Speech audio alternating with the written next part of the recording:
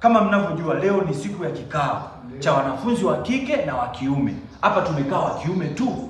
Ndio tunajadili jinsi gani wanafunzi wa kiume tufanye vizuri kwenye masomo. Kwa sababu nyie mmekuwa na ufaulu mbovu, watoto wa kike wanaongoza kuliko nyie. Sasa tufanyeje ili tuwashinde watoto wa kike? Tufanyeje? Mfanye nini? Sisi wanaume tujengiwe shule yetu, wanawake nao wajengiwe shule yao. Ndio maana sisi hapa tukiwa tunasoma kwa pamoja, tunakuwa tunawawaza sana wenyewe, tunakuwa tunawatamani. Kwa hiyo tunakuwa naomba hivyo wajengiwe shule yao na si shule yetu. Tugawanishwe, wanaume huku, wanawake huku. Alafu pia tuletewe walimu wapya. Sasa hivi hawa zamani tumeshawachoka. Hawa pelekeo wanawake kule.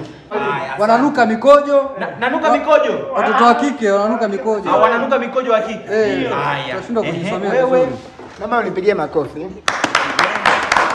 Mimi naitwa Nyonyoma. Mimi nilikuwa naomba tuwape wanawake wote mimba. Wanafunzi. Warudi nyumbani wao wanahudumia mimba ili sisi tuzidi kuongeza bidii. Hapo unaonaje? Eti Point. Kwa hiyo mwapatie wanafunzi mimba, si ndio wa kike? Ndio. Wao wanalea mimba nyumbani, nyinyi mnasoma. Ndio. Tafaulu. Okay sawa, tutaelewana. Hapo niko hopeless. Wanaume oye. Sasa mwalimu, mimi nilikuwa na pointi. Wanawake wana vipindi viwili. Kuna muda wanaenda mwezini. Sasa ule muda akienda mwezini, si tu focus na masomo, tutawashinda. Ndio mwalimu. Wanaume oye. Sasa mwalimu, naomba tubadilishiwe vyakula. Nyewe mnapewa vyakula vizuri, si mnakula makande mwe matumbo yanatuma tunashindwa kusoma. Asubuhi mwalimu unakula kande.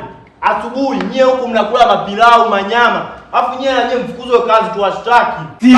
Nyewe. Ndio. Wanafunzi makofi matatu kwa monitor wa darasa. Sasa mwalimu wazangu kwani kwamba sisi kama watoto wa kiume inabidi tupeane mambinu ya kufaulu katika chumba cha mtihani. Sio watoto wa kike tu wanasaidizana. Ndio. Tunataka formula. Ndio. Hapo mwalimu ulaji wa protini. Protini ndio kitu ambacho kinasaidia katika kufaulu katika mitihani.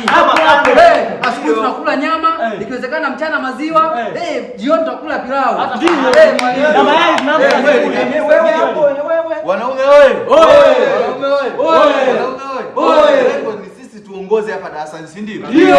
Na huyu darasani amekuwa Janeti ni kikwazo kwa sababu siku zote huwa anatupita, anakuwa wa kwanza. Ndio anaona. Nipe hilo jukumu mimi nikamtongoze. Nikifanikiwa kumtongoza manake mimi nitakuwa nimekaa kwenye akili yake. Ndio. Manake atashindwa kufikiria masomo, atanifikiria mimi. Ndio.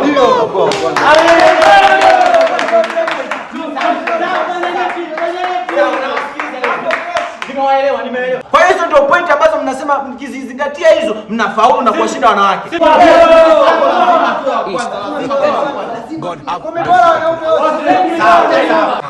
Kwa hayo maoni mnaona kabisa mtawashinda wa kike. Kabisa.